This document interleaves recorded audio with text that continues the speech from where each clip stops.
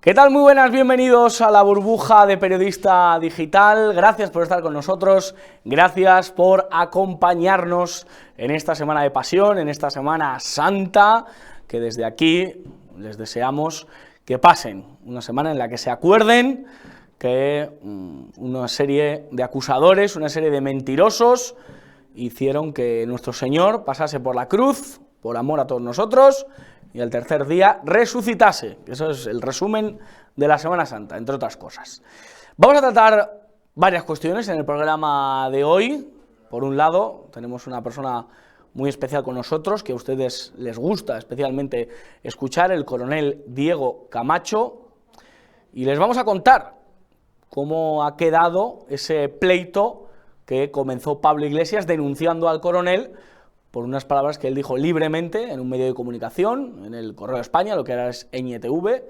Pues vamos a escuchar lo que tiene que decir y vamos a escuchar en qué ha quedado todo ese caso. Pero antes, comentarles, Castilla y León, iba a decir mi tierra, pero Castilla y León, como se la han inventado, se la han sacado de la chistera, pues no, mi tierra es Salamanca, mi tierra es la tierra de Rafael Farina, no es esto que se han montado, estas autonomías, que podía haber sido una autonomía Segovia, podía haber sido el Reino de León, o podía haber sido Aguilar de Campoo, porque con este criterio, con ese café para todos que se creó con el Estado de las Autonomías, pues pusieron Castilla y León por no poner León y Castilla, pero vamos, al final es lo mismo. En esa región en la que gobierna el Partido Popular y Vox, se acaba de derogar la ley de memoria democrática. Desde aquí, mi aplauso. Nosotros, Periodista Digital, creemos que nadie es nadie para imponer la memoria que deben tener los españoles. Ningún gobernante, ni Bolaños, tiene la autoridad moral para decir a cada español que tiene que condenar a uno de sus dos abuelos, porque seguramente todos los españoles tenemos dos abuelos, uno que peleó en un bando y otro que peleó en otro.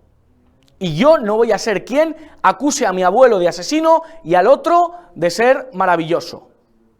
Yo voy a creer que los dos pelearon por España. Y que por lo tanto no está ni Bolaños capacitado, ni Pedro Sánchez, ni nadie del gobierno para dictaminarnos qué memoria es la que tenemos que tener, ni reabrir esas heridas, ni generar una nueva guerra civil, separándonos a buenos y a malos. Lo que le tengo que decir a PP y a Vox es que no utilicen esto, como se están planteando los dos partidos, para una ley de concordia. No, la concordia la consiguió Franco.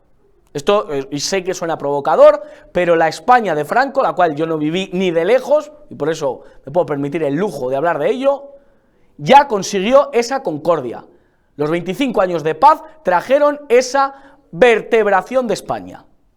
Y España estaba, como ahora dicen, cohesionada, no territorialmente, como dice Zapatero, sino nacionalmente, que es como se debe cohesionar las cosas. El territorio del Ebro no se mueve hacia un lado ni al otro, ni tampoco la cordillera penibética. Es la España nacional, la España en la que uno quiere tener una vivienda, quiere tener una familia, quiere tener unos ahorros, quiere tener una tarde para irse al cine, quiere tener un paseo por el Retiro. Esa España estaba cohesionada ya entrados los años 60, de sobra. Y ya había una España unida en torno a ese lema que a algunos les puede, no sé, rasgarse las vestiduras como Caifás en aquella acusación a Cristo, pero había una España grande y libre. Y esa era la realidad. Y algunos dicen, no, impuesta. Bueno, impuesta. Gila, el mejor humorista de esos años, que había peleado en el bando republicano, y se lo pongo como ejemplo. Y les habla alguien cuyo abuelo bisabuelo, estuvo en la cárcel acusado pues, de ser un capitán republicano y de pelear en el bando que él creyó oportuno. Pero salió adelante, sacó una familia adelante y ahí estamos. Porque había una España unida. Así que nada de leyes de concordia. Aquí el régimen del 78 no vino a crear ninguna concordia, vino a una ley de amnistía que es verdad que era necesaria para algunos casos, pero que no era necesaria para soltar etarras que se pusieran a matar. Así que nada de vendernos que ahora los políticos de ahora, los zapateros de ahora, los Rajoy, los Feijóo, los Sánchez, nos van a traer no sé qué concordia. España ya tenía una concordia y se la han saltado PP y PSOE con sus leyes de memoria histórica. Así que dejen a los historiadores trabajar, dejen a la gente que se dedica a leer historia y a trabajar la historia, y los españoles a trabajar. Muy bien, el señor Urtasun, oye, los martes el cine más baratito para los jubilados, me parece muy bien. Pero eso hay que ahondar en esa cuestión y hay que dar muchas más ayudas y muchas más facilidades a los españoles. Así que nada de leyes de concordia, que al PP y a Vox no les vendan la moto, porque España ya estaba con esa concordia, con esa paz, y por lo tanto lo que hace falta es ahondar en otras cuestiones. ¿Queda claro? Vamos a hablar con el coronel Diego Camacho sobre este y otros temas. Coronel, ¿qué tal? ¿Cómo está usted? Pues muy bien, muchas gracias. Oye, está muy claro lo que has dicho en tu editorial. Yo, que sí he vivido parte de esa época de Franco, estoy totalmente de acuerdo con lo que has dicho. La concordia existía en España y ahora lo que a muchos españoles nos tiene intranquilos es que esa concordia se está haciendo aguas, pero no por culpa del régimen anterior, sino por culpa de la situación política actual. A algunos les va la revancha, más que la concordia. Sí, bueno, es que yo, como percibí aquello cuando murió Franco, fue muy sencillo. O sea, había dos fuerzas en presencia, los que venían, digamos, del antiguo régimen, del régimen de Franco, y los que se colocaban, digamos, en una oposición al régimen. Entonces, bueno, lo que yo creo que hubo por las dos partes, al menos aparentemente, era esa concordia a la que tú te referías y que queda muy bien reflejada en el cuadro de Genovés que existe en el Congreso de los Diputados.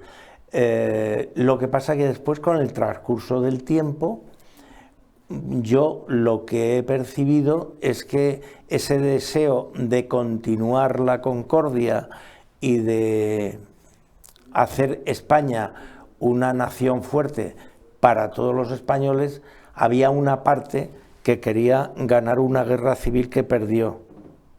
Y entonces quizá no la primera generación, pero la segunda generación ha buscado una revancha, como tú dices, totalmente dañina para los intereses españoles, porque España siempre ha sido diversa, siempre ha sido diferente, siempre ha habido grandes diferencias, digo, entre Andalucía, Extremadura, Galicia, Cataluña. Siempre hemos sido diferentes, pero sí que había esa unidad nacional, porque una nación no puede salir adelante si no está unida.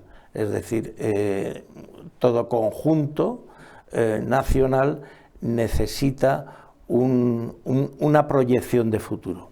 Tú fíjate, si en Estados Unidos hubieran triunfado los sudistas y si hubieran separado de la Unión, evidentemente los Estados Unidos no habrían llegado a ser la primera potencia mundial. Es decir, la unidad es la base de la familia, la base de la nación. Absolutamente, aunque ahora los Estados Unidos, he visto unas imágenes, no las hemos querido poner porque ponen los pelos de punta del presidente Biden cerca de una niña diciéndole que es muy sexy y que no se lo va a decir, que no se lo diga a sus padres. Esto es Biden, ¿eh? Qué horror. O sea, para que cuando le saquen algo de Trump digan ustedes que Biden es eso. Vamos a hablar de alguien que quiere mucha revancha, que es Pablo Iglesias, o que le va la revancha, que le gusta, que, bueno, pues más allá de pasarse ahora a limpiar cubiertos, que es, de verdad, para mí es lo más honorable que ha hecho en estos últimos años. Me parece muy bien que se ponga ahí a brillar, ¿no?, los cubiertos, para que, oye, pues la gente pueda disfrutar de una buena fiesta allí en su bar, que parece que tiene problemas con las cañerías, y por eso está cerrado. Ahí tienen el reportaje de Ndongo en ese bar. Pues, además de eso, ahora está siendo invitados a platos de televisión, pero parece que no le ha salido muy bien la estrategia que tejió para conseguir que usted le pagase pues una serie de dinero por unas declaraciones o unos escritos que hizo usted en el pasado. Sí, efectivamente. Bueno, el tema empezó con un artículo que escribí en el Correo de España y ha terminado ahora, es decir, ha sido para mí personalmente la mejor noticia que he tenido al inicio de la primavera, porque el tema llegó al Supremo. Entonces el último recurso de Pablo Iglesias era un recurso de casación, y entonces el Tribunal Supremo ha inadmitido el recurso de casación de Pablo Iglesias, considerando que las sentencias dictadas antes por la Sala de lo Penal y posteriormente por la Sala Provincial de Madrid, pues estaban plenamente fundadas en derecho, y entonces, bueno, pues ha sido desestimado este recurso de casación, lo cual para mí pues supone indudablemente quitarme una preocupación importante, porque en los 79 años que calzo nunca he calumniado a nadie, y entonces el verme libre de esa cuestión, pues realmente a mí moralmente ha sido una gran satisfacción. Y a nivel general, pues felicitarme que haya prevalecido el derecho tan importante para los que ejercemos el periodismo, aunque sea desde el punto de vista amateur, de la libertad de expresión. Es fundamental ese principio, que Pablo Iglesias parece que tenía problemas con él. ¿Qué buscaba Pablo Iglesias con esa denuncia? ¿Qué intención había detrás? No sé si usted pudo cruzar alguna palabra en el juicio que tuvieron y le comentó, oye, pues voy a hundirle, o voy a intentar que se vea que el ejército es un ejército rancio, franquista, facha, y que va por los demócratas como yo, Pablo Iglesias. Bueno, si el ejército fuera rancio o franquista o anticuado o lo que sea, eso no es óbice para que tiene el derecho a gozar de los mismos derechos que el resto de los ciudadanos. Por otra parte, lo que él buscaba, por una parte, yo creo que era el acusarme de calumnia o injuria, o de calumnias e injurias a la vez, y todo esto, pues como se sabe, tiene un reflejo en pedir una indemnización pecuniaria. ¿Cuánto le pedía? ¿Cuánto dinero? Bueno, una indemnización a él de 18.000 euros, sí. Y después pedía también, creo, cuatro meses de multa a 200 euros por día. Eso le da para las cortinas del chalet. Bueno, eso por lo menos. En fin, pero digamos, yo creo que lo que él buscaba quedó nítido en el juicio oral, porque en el juicio oral mi abogado le preguntó que por qué había emprendido acciones contra mí, cuando yo lo único que me había limitado era analizar una serie de informaciones que tenían su origen en otros periodistas, y porque no había ido hacia esos otros periodistas que eran mucho anteriores a mi artículo, y su contestación a mí me dejó patidifuso, pero bueno, él dijo, porque es militar, o sea, como si el hecho de ser militar en cualquier situación administrativa, como la mía, que era ya jubilado, diera derecho a un tipo de, como diría yo, de entender las cosas de forma diferente, las cosas políticas, me estoy refiriendo. Pablo Iglesias le ha llevado ante los tribunales, aunque le ha salido el tiro por la culata. El señor Rufián le ha citado en sede parlamentaria. No sé, ¿cree usted que la izquierda española está obsesionada con su figura o con lo que representa? Yo no creo, porque yo no represento nada ni represento a nadie. O sea, yo realmente soy un ciudadano. En mi vida anterior fui militar en activo y espía también en activo, pero ahora pues soy un jubilado como uno más, que tengo la suerte de haber encontrado pues una dedicación al periodismo radiofónico, en vez de quedarme en casa sin saber qué hacer. Entonces, bueno, pues yo me siento muy realizado ahora mismo con lo que hago, pero claro, yo en el periodismo radiofónico no represento a nadie, ni soy nadie en realidad. Es decir, pues tengo un par de programas y participo en otros, pero oye, pues encantado de tener esa oportunidad, pero eso no quiere decir que me considere una persona que me pueda tener nadie ningún tipo de miedo. Le podemos escuchar ahí en Informa Radio, en Análisis Internacional, en el Rubicón, le podemos buscar y escuchar. Y usted, que ha sido espía, ¿no le pica el gusanillo de, tal y como está viviéndose la situación, cambiando de tercio, todo el misterio con Begoña, con República Dominicana, con Marruecos, con las maletas de Delci, con Ábalos, Koldo? ¿No le pica la curiosidad de tener 20 años menos y estar ahí envuelto, sí, investigando a ver qué pasa con Begoña, qué pasa con todo este gobierno? Bueno, si tuviera 20 años menos, incluso pasaba de Begoña. Pero en fin, los años es algo que tienes que aceptar como te viene y dar gracias a Dios de ir cumpliendo años. Entonces, claro que me afecta, porque el caso Begoña, igual que el caso Koldo, igual que antes el caso Púnica o el caso Gürtel, es decir, la corrupción es un tema que atenaza a nuestro país. Yo, desde hace mucho antes de trabajar en la radio, tengo escrito artículos en otros medios y tal, y siempre he considerado que la madre de todas nuestras desgracias es la corrupción.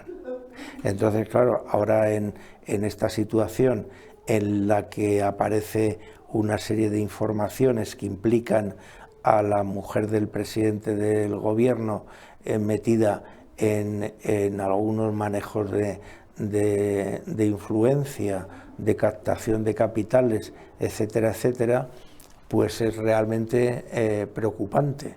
Es preocupante en cualquier persona, pero cuanto esa persona es más relevante, pues más preocupación. Y sí, lo que estamos asistiendo también es el intento por parte del gobierno de estos temas, en vez de echar luz y taquígrafos sobre ello, vemos que el gobierno está utilizando todo tipo de triquiñuelas para taparlo, porque una cosa que va acompañando a la corrupción sistémica que padecemos, desgraciadamente, si no pasara lo que voy a decir, no sería corrupción sistémica, que es la opacidad. Es decir, la opacidad, la falta de claridad, es el camino que hay para que esa corrupción cada vez sea mayor, porque genera, al ser cada vez mayor, el sentimiento de impunidad, que es, al menos como yo percibo ahora mismo, que está la corrupción. Son corruptos porque se sienten inmunes, claro, se sienten que nadie les va a tocar. Claro, muchas veces tú oyes y dices, bueno, es que esto también pasa en Francia, en Estados Unidos. Cierto, yo he vivido en varios países en el extranjero, y claro que hay corrupción en todos los países, pero con una diferencia, que cuando un señor falsifica su tesis doctoral, inmediatamente, si le cogen, dimite, por ejemplo. Aquí se presenta otra vez, gana aquí y pacta con Bildu. Parece ser que es un mérito, claro, en fin, tremendo. ¿Usted por dónde cree que debemos seguir la pista, esos trozos de pan, esas migas de pan que iba tirando Pulgarcito para poder llegar de nuevo a su casa? ¿Por dónde tenemos que seguir el rastro para llegar al núcleo de la corrupción del PSOE? ¿Usted por dónde cree que van los tiros? Bueno, ¿por Begoña, por Ábalos, por Koldo? Vamos a ver, yo creo que la corrupción del PSOE, como en su día fue también la corrupción del PP, es una corrupción del partido, es decir, que se ha generado una organización para delinquir. Muchas veces me han preguntado, ¿y tú qué crees que haría la solución? Hombre, la mejor solución de los dos partidos que han gobernado sería que dentro de sus organizaciones vigilaran los manejos del dinero. Y cuando hubiera cuando hay concesiones de subvenciones o de otro tipo, que hubiera dentro del partido gente que fuera independiente, pero que vigilara esto. O sea, si los partidos empezaran a preocuparse por ser honestos en el sentido de castigar la corrupción iría desapareciendo. Yo recuerdo en el ejército también he conocido, en mis años, he conocido gente que metía la mano en donde eran los fondos públicos. Es decir, en el ejército he conocido también ladrones, pero había una cuestión en donde la propia institución tenía unos mecanismos de vigilancia, lo cual no te quiero decir con esto que en todos los casos se descubrieran, pero en los que se descubría realmente se producía un escarmiento. Y entonces, claro, es muy claro que en un partido donde el dinero se convierte en una forma de pagar un clientelismo, a una forma de gestionar unos fondos de los impuestos de los españoles y aplicarlo en el interés nacional, que es totalmente distinto. Entonces, claro, yo no sé si tú percibes lo que yo percibo, pero yo en los partidos importantes y en los menos importantes veo que se ha instalado un clientelismo mucho más feroz que el que denunciaba en su día Donoso Cortés. Absolutamente. Si Donoso Cortés conociera a Koldo y a toda esta banda, fíjense claro lo que diría.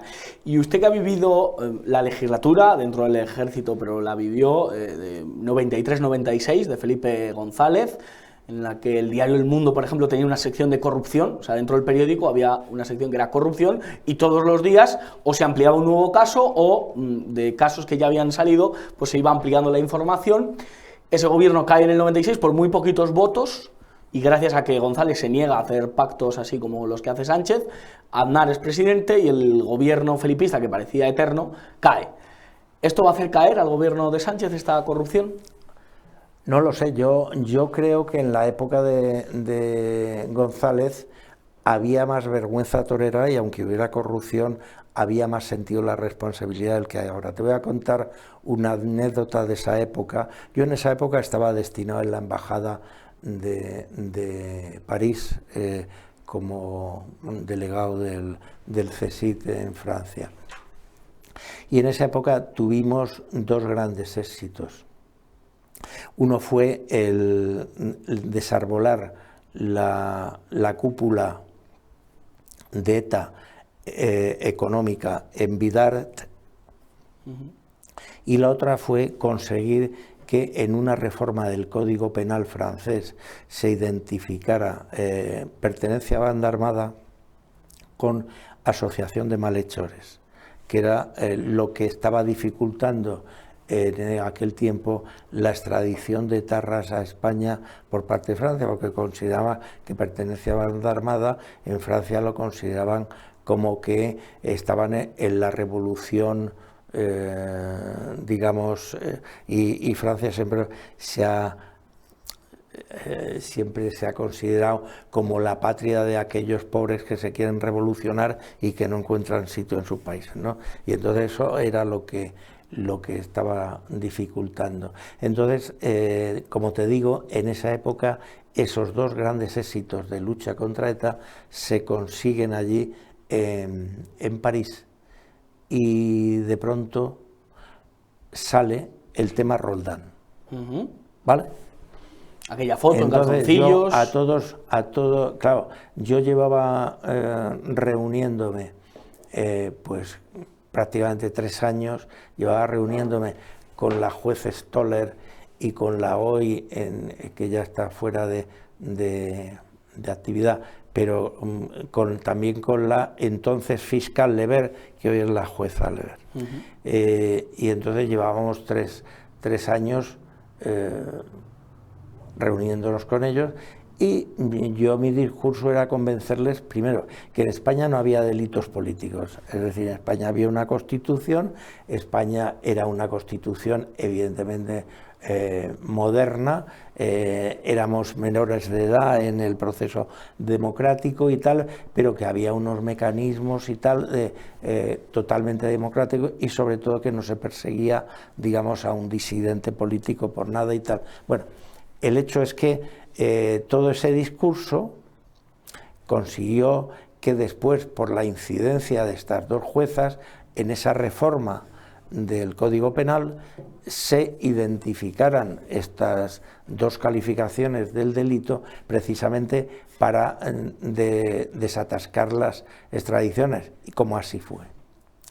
Entonces, cuando pasa lo de Roldán, yo le dije a mi equipo de colaboradores, digo, me han hundido el discurso con estas señoras que llevo haciendo hace 3 años. Sí, porque, claro, ¿con claro, qué cara? Porque, hombre, es que, vamos a ver, es que era el director de la Guardia Civil, es que se había llevado dinero hasta de los huérfanos de la Guardia Civil. O sea, vamos a ver, ya no era un caso de corrupción coyuntural, que después se vio que no era coyuntural con toda la historia del Capitán Can y de toda la vara aquella que se inventaron y tal. Es decir, aquello no hubiera debido suceder. El PSOE es responsable de permitir que eso sucediera, porque invigilando nadie se hizo responsable. Se aisló la corrupción en Roldán, que era corrupto, evidentemente, pero es que había responsables más importantes que Roldán. Y entonces, claro, bueno, pues eso te rompe los esquemas en el momento que a lo mejor llevabas, como te estoy explicando en mi caso, trabajando 3 años. ¿Y ve usted huyendo a Pedro Sánchez a Marruecos si le pillan en algo más grave? Bueno, yo creo que a Pedro Sánchez ya le han pillado en cosas muy graves que, como te digo, en cualquier país normalmente democrático hubiera hecho las maletas ya de la Moncloa. Bueno, por salirme un poco del momento actual, te recuerdo los 2 cierres del Parlamento ilegalmente hechos y los decretos leyes aprobados en ese ínterin, que para mí son nulos de pleno derecho, porque están aprobados con una medida de decretos leyes de urgencia, habiendo cerrado un Parlamento que no debía estar cerrado. Entonces yo a Pedro Sánchez no le veo escapando a Marruecos, porque aquí en España yo creo que la corrupción es más grave y más grande de lo que nunca fue la corrupción en Italia, y mira que se llegó a altas cotas en Italia, pero en Italia, con mucho menos de lo que está pasando en España, desapareció el Partido Socialista italiano y la democracia cristiana, y hubo pues huidas y grandes personajes en la cárcel. Estando yo en Francia, precisamente, le pillaron al primer ministro Pierre Bérégovoy en un escándalo que era que había aceptado el préstamo de un amigo de 1 millón de francos, que entonces al cambio eran 20 millones de pesetas, para comprarse un apartamento. Se descubrió, siendo primer ministro, un sábado se levantó la tapa de los sesos. Fíjate. Entonces, claro, tú comparas esas situaciones con las que se están poniendo ahora en evidencia, con las maletas de Delci, con lo de Koldo. Koldo, claro que no es una cosa la de Koldo, es lo que manejaba Koldo, y todo eso, y dices, bueno, tal. Pero todo esto además agravado con un cerco a los jueces inasumible. O sea, lo que es inasumible es que un gobierno ejecutivo, en lo que dicen una democracia, bueno, Bolaño decía una democracia plena, como se puede atacar a los jueces de la forma esta. Si usted quiere atacar a un juez en concreto, plantee una querella por prevaricación en cualquier tribunal, pero ¿qué es esto de meterlo como un tema de tertuliano en una tertulia? Yolanda Díaz el otro día en la asamblea de Sumar dijo: vamos a apoyar la corrupción. Dicen que fue un lapsus, pero... Bueno, yo creo, hombre, pues yo le felicito a Yolanda Díaz porque realmente todavía siendo miembro de un gobierno ha dicho una verdad. Ah, sí. Coronel, a esa cámara que es suya, no, para que si quiere usted llevársela, se la lleva. No, muchas porque, gracias. No, tiene usted en casa, seguro que varias. Mándale un mensaje a Pablo Iglesias, ya que, bueno, pues el Supremo ha dicho lo que ha dicho. Bueno, no tengo prácticamente ningún mensaje, o sea, voy a improvisar. El único mensaje a Pablo Iglesias, bueno, pues él fue el que pidió jueces para solventar un tema que él consideraba que afectaba a su honor. Los jueces han dictado sentencia y entonces yo no tengo nada más que decir. Pues eso es. Coronel, muchísimas gracias por estar con nosotros. Siga dando caña en radio, escribiendo en periódicos. Usted es periodista de esos que se ha hecho a sí mismo. Sí, la necesidad. Hacer de la necesidad virtud, decía claro, hacer de Pedro la Sánchez. necesidad virtud. O sea, yo realmente fue una válvula de escape cuando realmente acabé en mi periodo en las Fuerzas Armadas y claro, yo con 65 años por ahí, pues sinceramente no tenía ninguna ganas todavía de jubilarme y mientras, digamos, pueda enlazar un par de ideas sin atropellarme, pues creo que hay que seguir funcionando y yo entonces me dio una segunda vocación. Yo vi que los medios de comunicación en España, no es que yo los vaya a arreglar ni mucho menos, pero que el periodismo tenía unas hipotecas que yo no tengo, es decir, un periodista en general pues está contratado por un medio y después pues lógicamente forma una familia, se crean unas necesidades y entonces a veces los medios de comunicación utilizan esta forma de presión para que el periodista diga lo que quiere el medio que diga. Claro. Y entonces usted no está sujeto a eso. Yo como no estoy sujeto a eso, pues dije, hombre, pues voy a ver si encuentro un espacio y gracias a Javier García Isaac, pues bueno, pues empecé a funcionar en radio y ahí sigo, ya veremos. Y aquí en Periodista le ven miles de personas, Están sí. muy atentas a lo que usted dice. Eso no le tiene que crear vanidad, pero es una realidad, No, ya lo sé, pero en fin, yo lo que intento, y siempre lo digo, es, bueno, dar mi opinión, porque, insisto, ni represento a nadie, ni represento nada, lo que únicamente rige mi vida es el amor a mi país, el amor a mi familia y evidentemente pues todo lo que entre en ese espacio trato de meter también el amor de la que ha sido mi primera profesión, que fueron las Fuerzas Armadas, en donde siempre traté de actuar con honor. ¿Ha visto usted el militar, no sé qué rango tiene, que ha cantado? Bueno, lo he visto y me ha dado una pena tremenda. Usted no cantó así nunca, ni tuvo que hacerlo.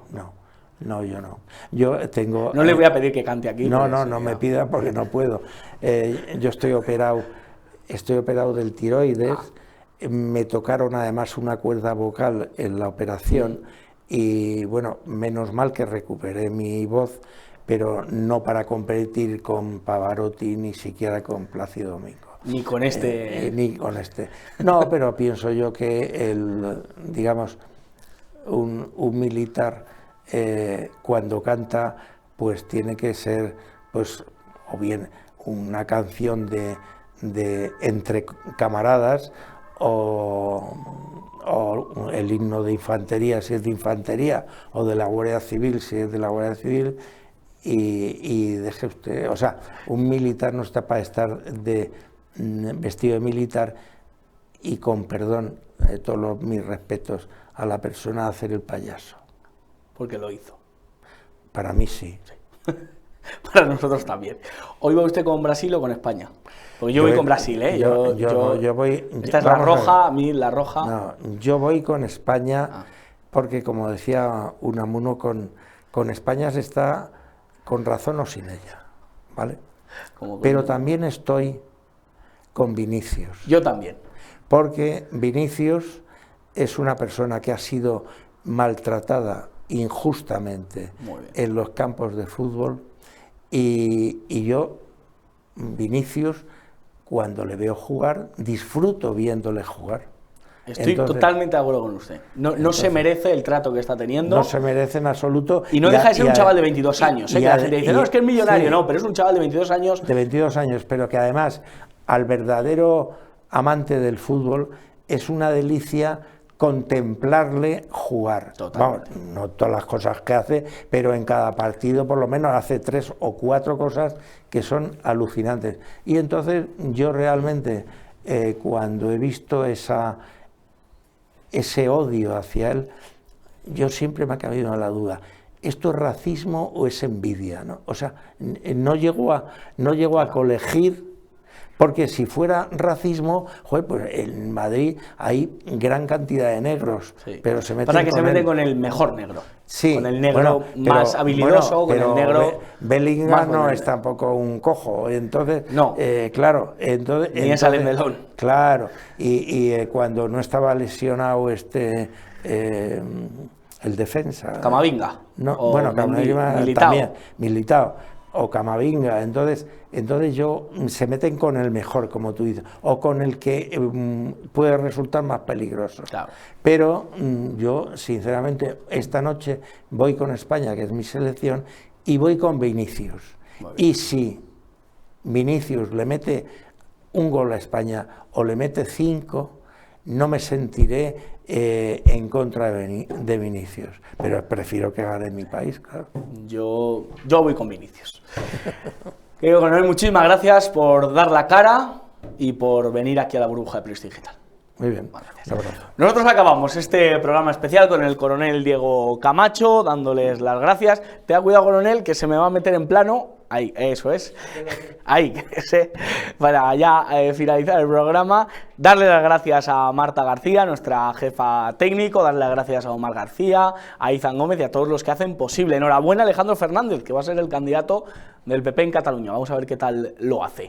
Que no se lo cuenten, porque ya se lo contamos nosotros. Alejen a los niños del televisor y aléjenles de este nefasto gobierno. Que Dios les bendiga.